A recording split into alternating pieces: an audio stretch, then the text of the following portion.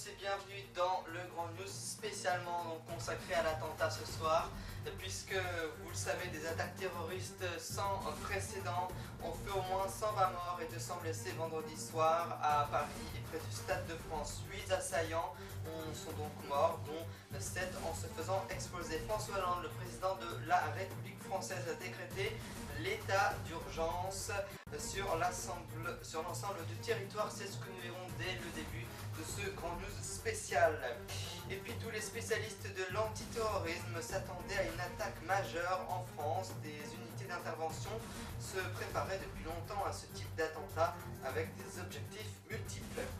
Le bilan ne cesse d'évoluer depuis que les assaillants ont perpétré de multiples attaques hier soir près du Stade de France, dans les banlieues nord de Paris, dans une salle de concert et d'autres secteurs de l'Est parisien. De Barack Obama à Angela Merkel, les dirigeants internationaux ont spontanément témoigné leur soutien à la France après que les attentats de Paris ont donc perpétré cette fusillade.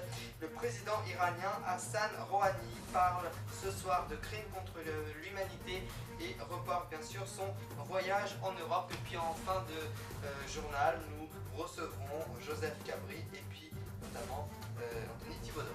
Voilà pour les titres.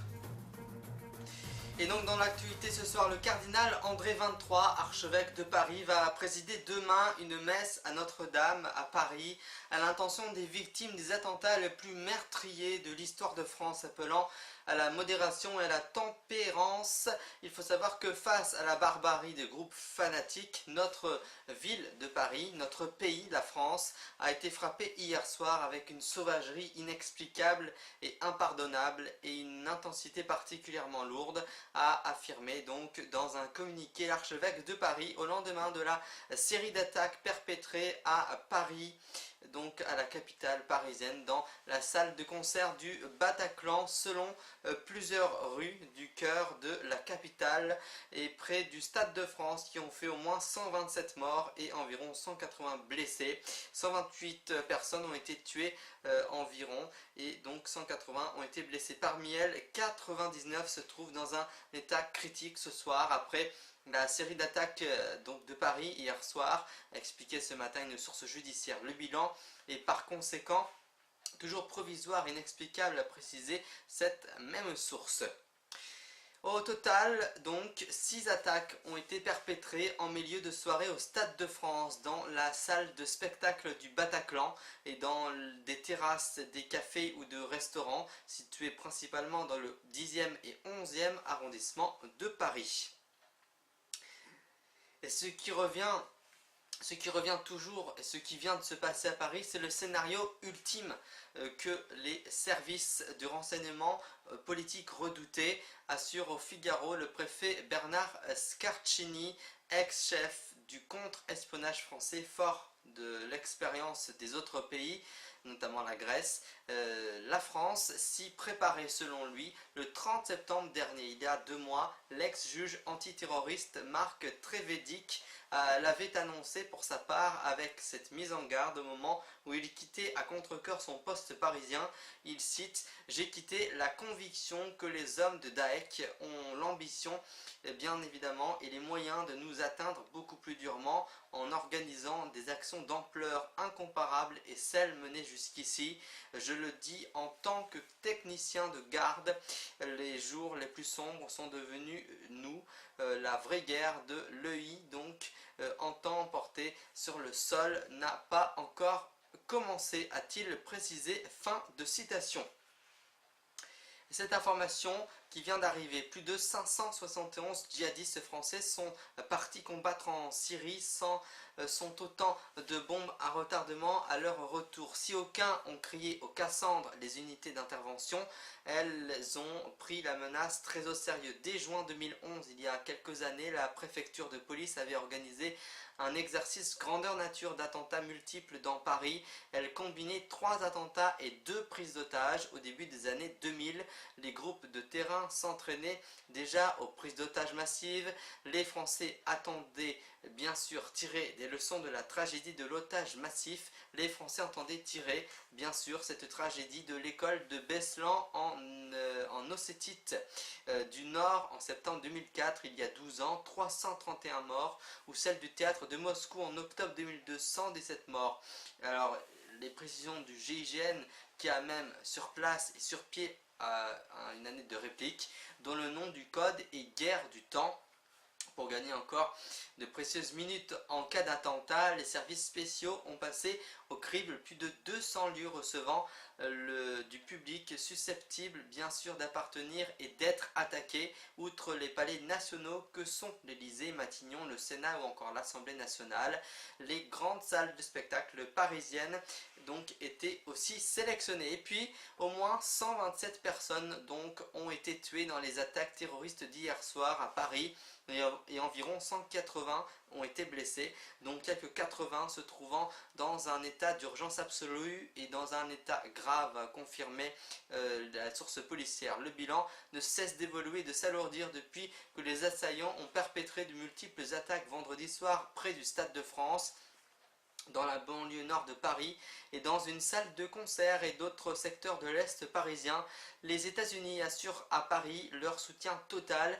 Les fusillades à Paris étaient encore en cours lorsque Barack Obama a pris la parole à Washington pour témoigner la solidarité des États-Unis avec la France. Nous allons d'ailleurs l'écouter dans quelques instants. Il faut savoir qu'il a assuré aussi que la France, de sa plus vive sympathie, et dit que l'Amérique mettrait tous les moyens de côté dont elle dispose pour aider son allié. Le secrétaire d'État John Kerry a condamné des actes odieux et abominables. Je vous propose tout de suite, comme promis, d'écouter le président des États-Unis, Barack Obama. Le président Obama réagit à ces attaques, il se dit profondément choqué. Liberty, pursuit of happiness.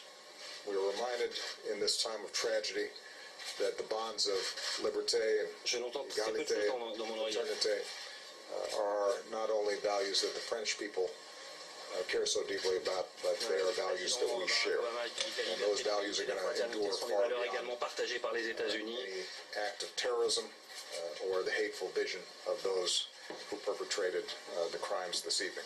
We're going to do whatever it takes. Condamne ces attaques haineuses. The French people and with tout ce que nous pourrons pour aider le peuple français et les différentes nations dans le monde terrorists to justice and to go after pour ramener ces terroristes devant la justice that go after our people. Et tous ceux qui vont contre les nôtres. All the details of what has Nous ne happened. connaissons pas encore tous les détails de ce qui s'est passé. We have been in contact with French officials. Nous avons été en contact avec les officiers français. Our deepest condolences to Nous avons communiqué nos condoléances aux familles des victimes. Offer our prayers and thoughts to those Nous offrir nos prières, nos pensées. we have offered our full support to them. The situation is still unfolding. Cette situation n'est pas encore Chosen claire. not to call President Hollande at this time because my expectation is that he's very busy at the moment. Je n'ai pas pu parler au président Hollande parce que j'imagine qu'il a beaucoup de travail en ce moment. Earlier today in preparation for the G20. Je lui avais parlé puisque nous préparions un peu plus tôt le G20 aujourd'hui. In direct communications with him in the next few days. J'essaierai de le contacter dans les jours qui viennent in any ways that they think are helpful afin de coordonner nos efforts et d'aider les investigations dans cette This is a enquête. heartbreaking situation, and obviously C'est une those of us situation here in the United qui nous States déchire le cœur, know what it's like. que nous avons vécu aussi aux États-Unis, où nous savons ce que c'est. And whenever these kinds of attacks happened, we've always been able to count on the French people Et to stand quand with us. nous avons subi des attaques terroristes, nous avons pu compter sur la France. And we intend to be there with them in that Nous same comptons fashion. être aux côtés des Français dans ce genre de situation. I'm sure that in the days ahead we'll learn more about Je exactly suis sûr what que dans les happened. jours qui viennent, nous saurons exactement ce qui s'est passé. My teams will make sure that we are in communication with the press Et mon to équipe provide you assurera accurate que information. I don't want to speculate at this point nous serons en contact in avec la terms of presse. who was responsible Ensuite, for nous ne this. devons pas spéculer pour savoir It qui est appears that responsable there de may ça. still be live activity Puisqu'il semble que les événements soient toujours en dangers cours. that are taking place as we speak. And so until we know from French officials that the situation's under control. Jusqu'à ce que nous sachions de la part des officiels français que la situation est sous contrôle. Thank you very much. Voilà, c'était donc le président américain Barack Obama. Un chauffeur a filmé les tirs lors de l'assaut d'une des nombreuses fusillades qui ont frappé la capitale. L'attaque rue de Charonne a fait 18 morts. Je vous propose de regarder ces dernières images préparées par la rédaction du Figaro et en partenariat avec YouTube. Regardez. C'est un chauffeur de VTC appelé pour une course qui a pris cette vidéo. Il arrive rue de Charonne. Ça tire, recule, ça tire. Il vient de comprendre. Un peu plus loin, devant lui, des hommes tirent à l'arme automatique. Pas prendre une balle perdue, gros. Les voix, ils sont devant nous. Qu'est-ce qu'ils tirent? C'est un attentat, tu crois? Ouais, ça tire à la calache, non?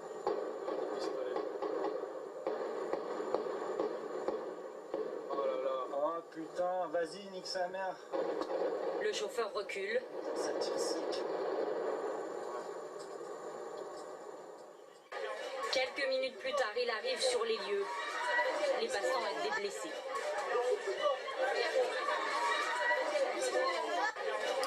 Et puis donc plusieurs fusillades ont eu lieu à Paris vendredi soir. L'une d'elles a eu lieu dans la salle de spectacle du Bataclan dans le 11e arrondissement de Paris.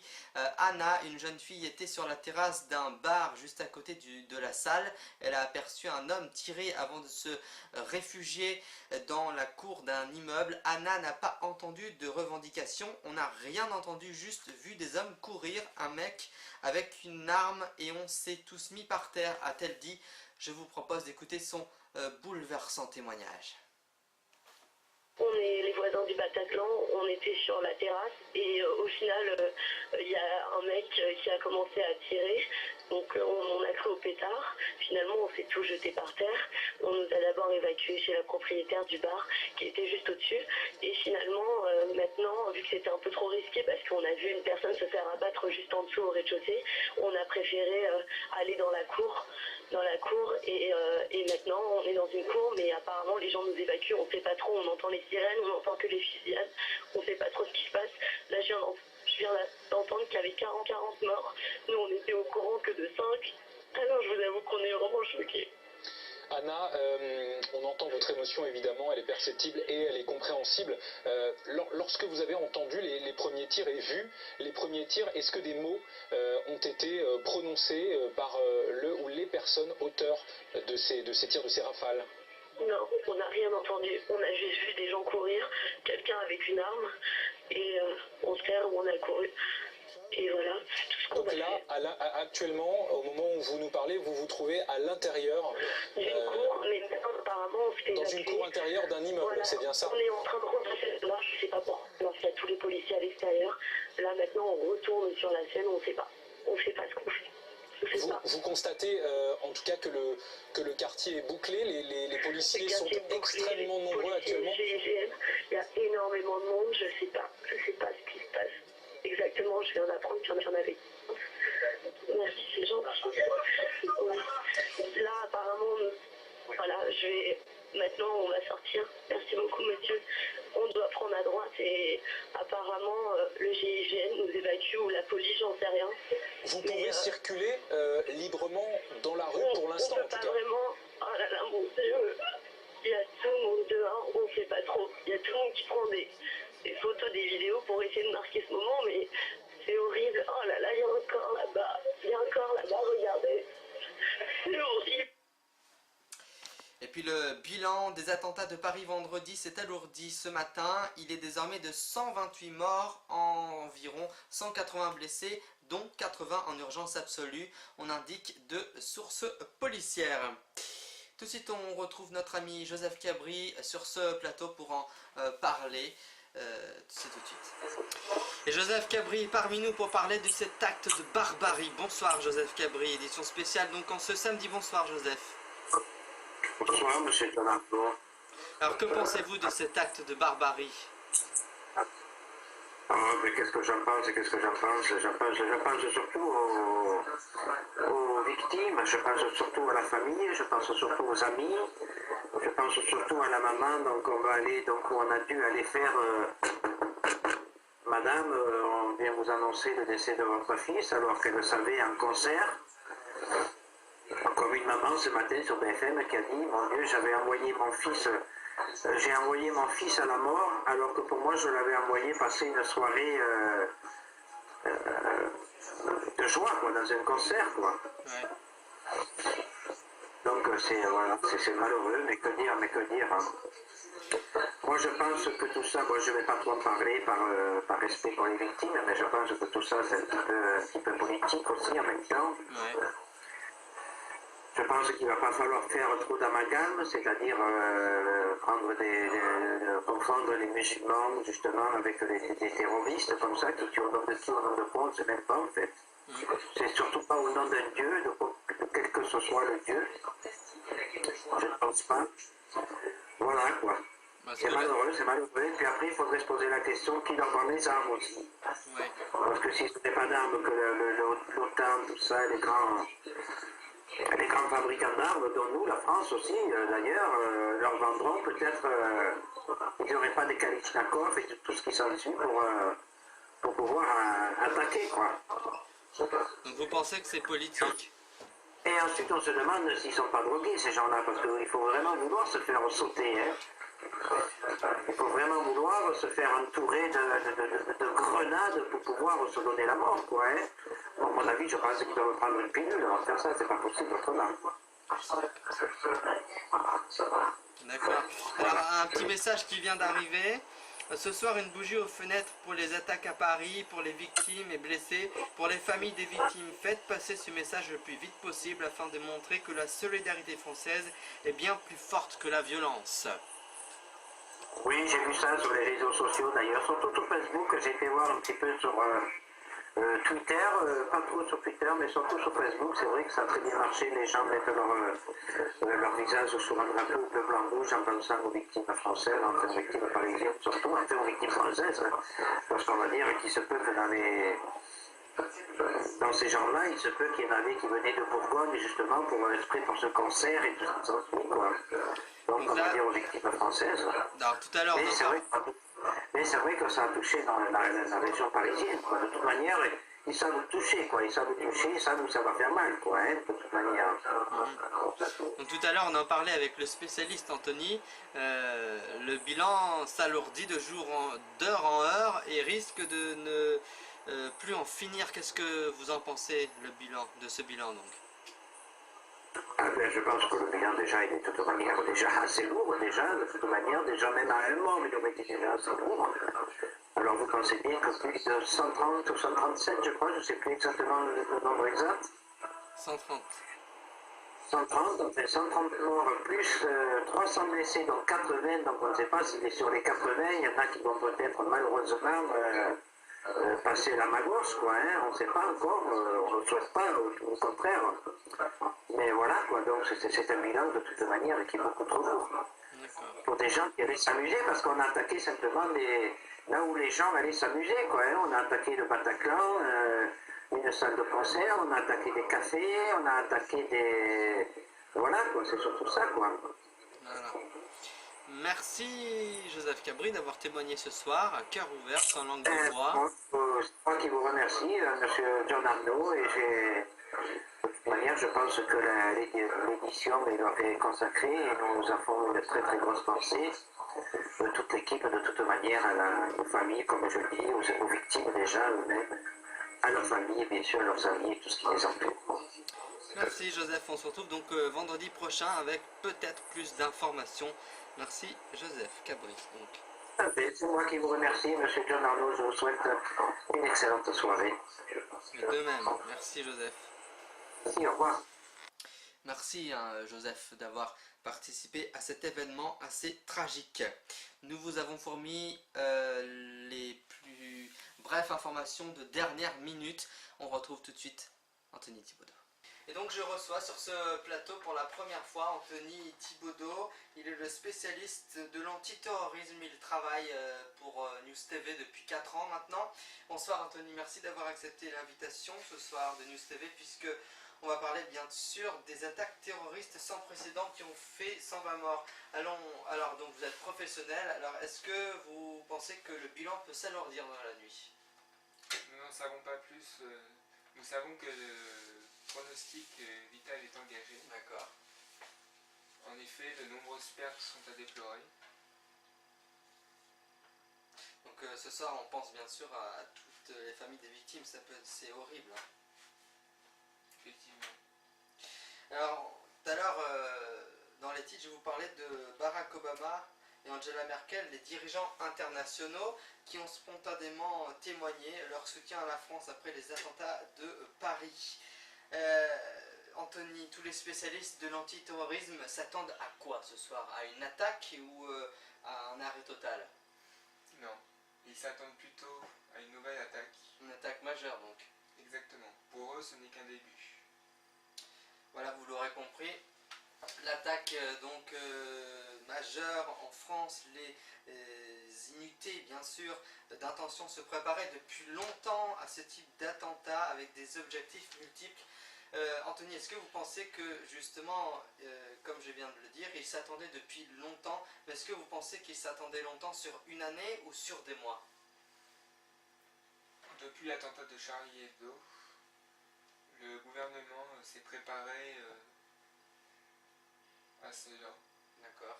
En entraînant ses troupes de jour en jour. D'accord.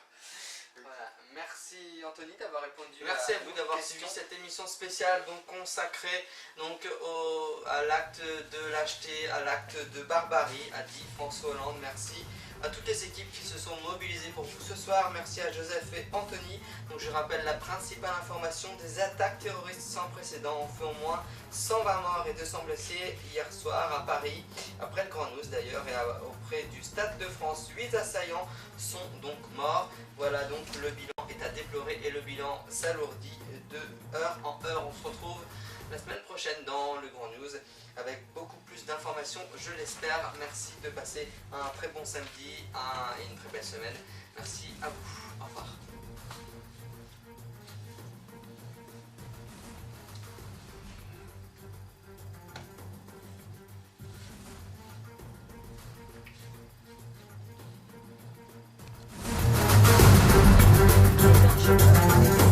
Pour une course, qui a pris cette vidéo? Il arrive rue de Charonne. Ça tire. Ça tire, gros. Ça tire, recule. Recule, gros, ça tire. Il vient de comprendre. Un peu plus loin, devant lui, des hommes tirent à l'arme automatique. Pas prendre une balle perdue, gros. Les voix, ils sont devant. Qu'est-ce qui tire? C'est un attentat, je crois. Ça tire à la calache, non?